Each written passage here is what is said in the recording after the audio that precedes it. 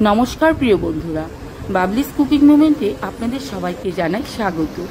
बंधुरा आज आमी लाल लाल करे आलू मटनेर झोल करेছি। आमी रान्नाटा कि करे करेছি चलुन बैके गिये देखिए निই। खूब साधारणभावेই आमी रान्नाटा करब। एखाने आमी मांसगुलोके धुए निয়েছি। एखाने आमी एबारे समस्त मशला एकसंगे आगे दिए देब। प्रथमे आमी दिए दिलाम किछुटा कुचोनो पेঁয়াজ। पेঁয়াজ देওয়ার पर एर मध्य आमी दिए देब रसुन। रसुनगुलो आमी पेस्ट करे देइনি। आमी रसुनगुलोर खोसा छाड़िए गोटा गोटा रसुनगुलोई दिए दिएছি। एर मध्य एबारे आमी दिए देब आलू। आलूगुलो बेश बड़ बड़ करेই दिएছি। एखाने आमी टक दই নিয়েছি যেটা আমি আগে থেকেই জল ভালো করে ঝরিয়ে নিয়েছিলাম। एक बाटी दই एर मध्य दिएছি।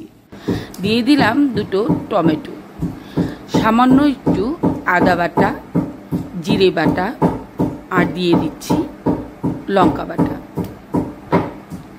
এই বাটা মশলাগুলো আমি খুব কম পরিমাণে দেব। এবারে এর মধ্যে স্বাদ মতো নুন আর দিয়ে দিচ্ছি হলুদ। 1 চামচ হলুদ আমি এর মধ্যে দিয়ে দিলাম।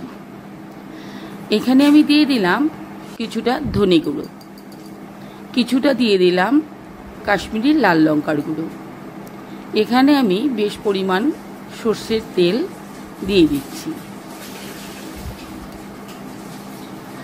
সবকিছু দেওয়ার পর আমি ম্যারিনেট করে নেব। আমি মাংসগুলোকে সব মশলার সঙ্গে অনেকক্ষণ সময় নিয়ে ভালো করে মেখে নেব। এই মাংস মাখার মধ্যে কিন্তু একটা আলাদা রান্নার স্বাদ রয়েছে। দেখুন মাংসগুলো আমি মেখে নিয়েছি। এবারে আমি এই মাংসগুলোকে 20 মিনিটের জন্য ঢাকা দিয়ে রেখে দেব। আমি অনেকটা সময় নিয়ে মাংসটাকে ভালো করে মেখে নিয়েছি। 20 মিনিট পর আমি কড়া বসিয়ে দিয়ে দিলাম সামান্য পরিমাণ সরষের তেল। তেল ভালো করে গরম হয়ে গেলে এর মধ্যে দিয়ে দিলাম তেজপাতা, শুকনো লঙ্কা আর গোটা সাদা জিরে।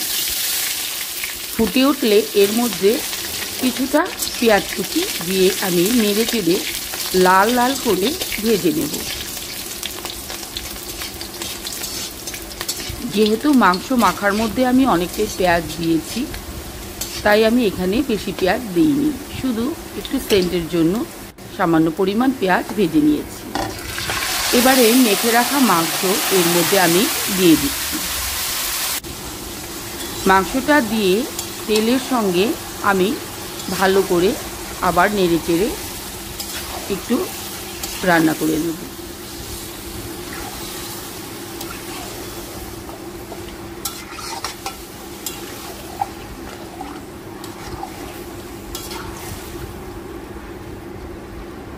সব কিছু তেলের সঙ্গে ভালো করে মিলিয়ে নেওয়ার পর ঢাকা দিয়ে আমি 20 মিনিট মতন সেদ্ধ হতে দেব।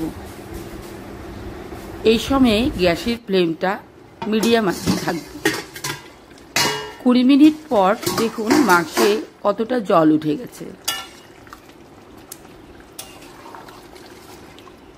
এবারে আমি নেড়ে নেড়ে ঢাকা দেব, আবার ঢাকা খুলে একটু নেড়ে দেব। এভাবেই 2-3 বার করে রান্নাটাকে আমি করব।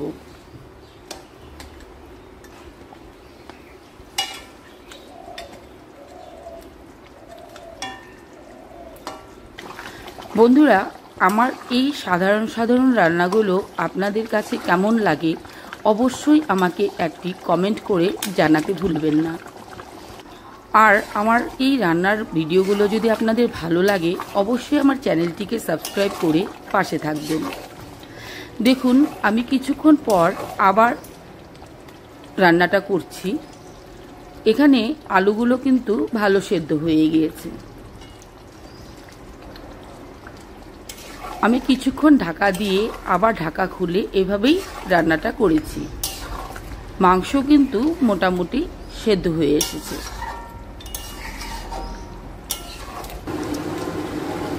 আবারও কিছুক্ষণ পর ঢাকা খুলে দেখে নিলাম।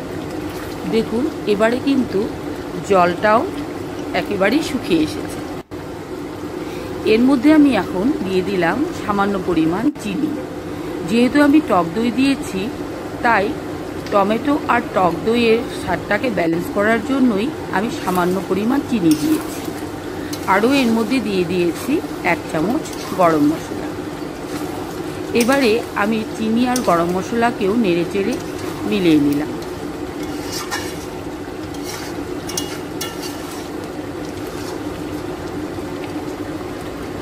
দেখুন বন্ধুরা, রান্নাটা কিন্তু আমার হয়ে গিয়েছে।